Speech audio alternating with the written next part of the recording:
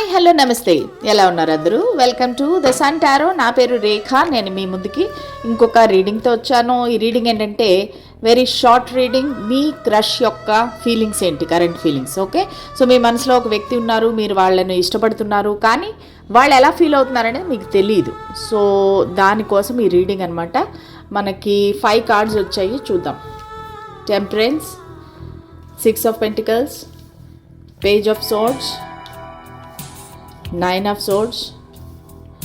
Okay, so మీ మనసులో ఉండే వ్యక్తి, మీ క్రష్ ఎలా ఫీల్ అవుతున్నారు? సో వాళ్ళు ఏంటంటే ఒక స్టక్ ఎనర్జీలో ఉన్నారు.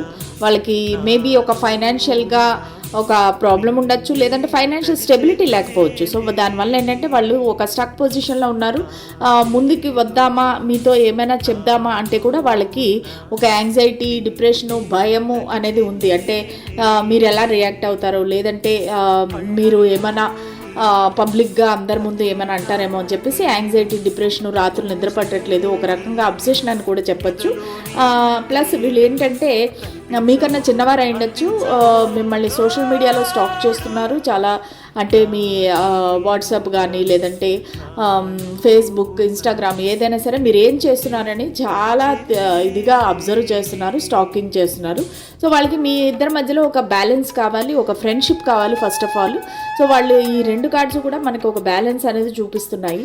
సో వాళ్ళు ఏంటంటే మీతో ఒక మంచి ఫ్రెండ్ లాగా ఉండాలి, ఇద్దరు ముందుకు వెళ్ళాలి, ఈక్వల్ గివ్ అండ్ టేక్ చేయాలి. అది టైం కానీ, ఎఫెక్షన్ కానీ, ఏదైనా సరే ఇద్దరు ఈక్వల్ గివ్ అండ్ టేక్ చేయాలి అన్నట్టుగా వాళ్ళైతే ఫీల్ అవుతున్నారు. సో వీళ్ళ రాశులు ఏమై ఉండొచ్చు అంటే కనుక ధనస్సు రాశి అవ్వచ్చు, లేదంటే కుంభరాశి అవ్వచ్చు, టారస్, విర్గో, కేప్రికాన్, వృషభ రాశి, కన్యా రాశి అండ్ మకర రాశి అయ్యే అవకాశం ఉండొచ్చు.